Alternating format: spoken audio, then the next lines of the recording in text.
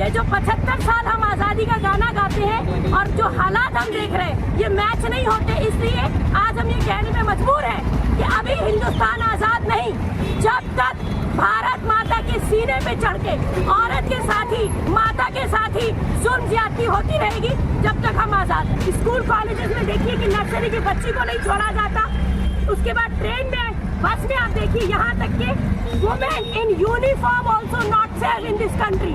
मोदी जी बोले थे 33% रिजर्वेशन औरतों को गिफ्ट कर रहा हूँ, आज तक वो गिफ्ट हाथ में नहीं आया औरतों के। औरतों का रिप्रेजेंटेशन लीस्ट है, यहाँ पर कम से कम मिनिमम है, औरतों का रिप्रेजेंटेशन है ही, क्योंकि हर क्राइम इस मुल्क में गवर्नमेंट सपोर्टेड। औरत के जिस्म को चीरना फाड़ना काटना भी एक पॉलिटिकल एजेंडा हो, यानी औरतों के साथ जिस तरीके का जुल्म हम देख रहे हैं, खास तौर से under the regime of BJP government, ये ऐसा मालूम होता है जैसे पावर में बैठे हुए लोग इसको सपोर्ट करते हैं। रेप की घटनाएं हो या फिर औरतों के साथ ट्रेन बस सड़क पर चलते हुए वायलेंस हो, एक रेप विक्टिम जो बेल पे छूट कर आता है वो आके वापस रेप कर देता है, ये इस मुल्क की कंडीशन हो गई है। This video is sponsored by Mahalakshmi Jewelers, Mano Multi Speciality Hospital, KBN University, Imran Silk House, Bharat Chicken Center, Al Sharia Group of Institutions, Big Neuropsychiatry Hospital.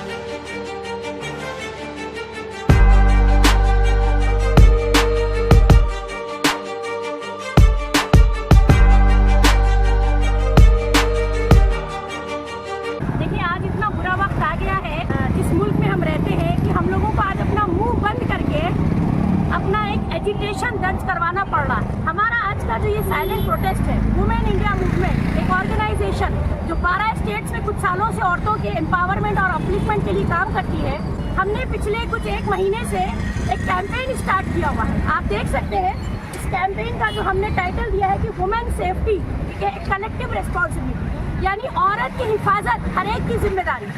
ये एक इनफरादी कोई मामला नहीं है, बल्कि मैं समझती हूँ कि इस मुल्क में 50% औरत जो है वो ह्यूमन रिसोर्स है, और उसी के चलते हुए जो तशद्दुद सामने आता है, यानी औरतों के साथ जिस तरीके का जुल्म हम देख रहे हैं, ख़ास तौर से under the regime of BJP government, ये ऐसा मालूम होता है जैसे पावर में बैठे हुए लोग इसको सपोर्ट करते हैं।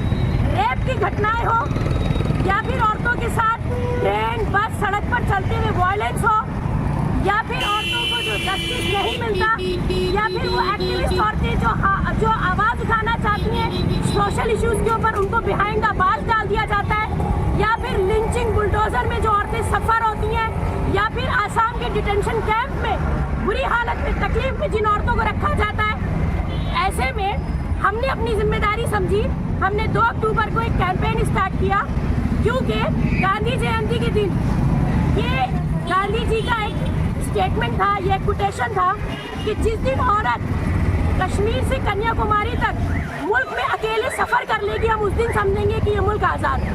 और आज ये जो 75 साल हम आज़ादी का गाना गाते हैं और जो हालात हम देख रहे हैं ये मैच नहीं होते, इसलिए आज हम ये कहने में मजबूर हैं कि अभी हिंदुस्तान आज़ाद नहीं जब तक भारत माता के सीने पे चढ़ के औरत के साथ ही माता के साथ ही जुल्म ज्यादती होती रहेगी, जब तक हम आज़ाद हैं। तो ये एक आज़ादी की लड़ाई है जो आज के वक्त में औरतें इस मुल्क में लड़ रही हैं। कोलकाता रेप केस से लेकर, ठीक है, आप पीछे की हिस्ट्री देखिए, या फिर रोज बरोज कोई भी ऐसी कम्युनिटी उठाइए, दलित उठाइए, क्रिश्चियन उठाइए, मुस्लिम उठाइए, यहाँ तक कि आइडेंटिटी बेस्ड अटैक भी है इस मुल्क में।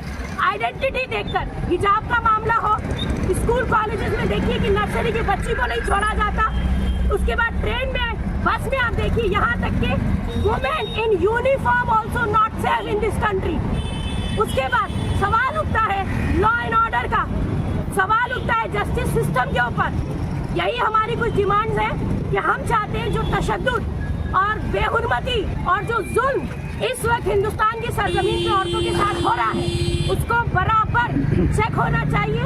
उसके ऊपर हमारी डिमांड है कि सख्त से सख्त कानून बने। एक बात सुनिए, जो पार्टी पावर में है, जो गवर्नमेंट आज पार्लियामेंट में बैठी है, नया पार्लियामेंट का जब इनॉग्रेशन हुआ तो मोदी जी बोले थे 33% रिजर्वेशन औरतों को गिफ्ट कर रहा हूँ। आज तक वो गिफ्ट हाथ में नहीं आया औरतों के।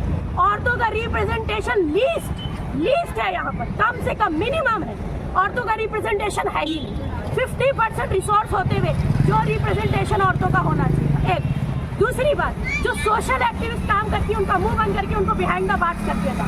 आप देखिए हमारी CNRC के एक्टिविस्ट को ले लीजिए, या इसके अलावा दूसरी बहुत सारी एक्टिविस्ट हैं जो आज भी जेलों में सड़ रही हैं, उनको जस्टिस नहीं मिलता। उसके बाद हम जैसे प्लेटफॉर्म जो औरतों के लिए काम कर रहे हैं, ये हमने अपनी एक अखलाकी जिम्मेदारी समझी है। हम इस मुल्क में रहते हैं, हमें लगता है हमारी मॉरल ऑब्लिगेशन है, बल्कि ऑब्लिगेशन क्यों, बीइंग ए वुमेन, ये मेरे लिए शर्म की बात होगी कि मैं तशद्दुद देख रही हूँ और मैं अपने घरों में खामोश बैठी। और उसके बाद हमने इसको नाम दिया कलेक्टिव रिस्पॉन्सिबिलिटी।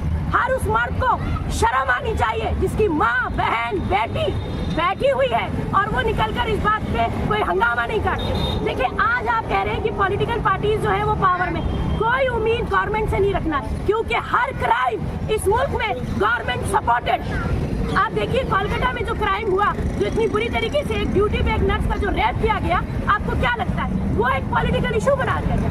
यानी कि औरत के जिस्म को चीरना, फाड़ना, काटना भी एक पॉलिटिकल एजेंडा हो गया। शर्म की बात है, हमें समझ में नहीं आता आखिर हम किस मुल्क में रह रहे हैं, हम कौन सी जमीन पे जी रहे हैं, किस हवा में हम सांस ले रहे हैं। उसी के चलते हमारा ये एक साइलेंट प्रोटेस्ट है, क्योंकि हमें लगता है चीख पुकार करना भी अब फायदेमंद नहीं रहेगा, क्योंकि हमें अपनी डिमांड गवर्नमेंट तक पहुंचानी है।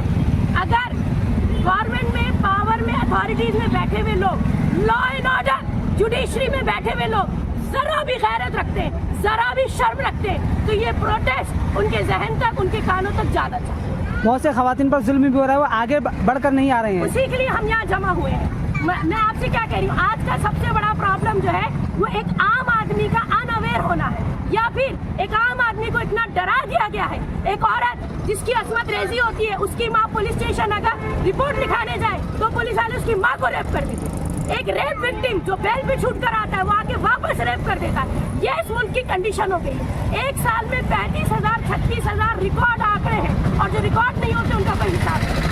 ऐसे मुल्क में जहाँ औरत हर लम्हा रेप की जाती हो, काट दी जाती हो, जला दी जाती हो, फेंक दी जाती हो, 2 साल से लेकर 80 साल तक की बूढ़ी औरत सिर्फ नहीं, ऊपर से दलित, फिर शेड्यूल कास्ट या फिर आइडेंटिटी बेस्ड क्राइम जो है वो अलग है। मुसलमान औरत को देखते हैं सर ढकी है, उसके साथ अब्यूज अलग होता है, हरासमेंट अलग होता है, market place, work place, public place कहीं नहीं छोड़ा जाता।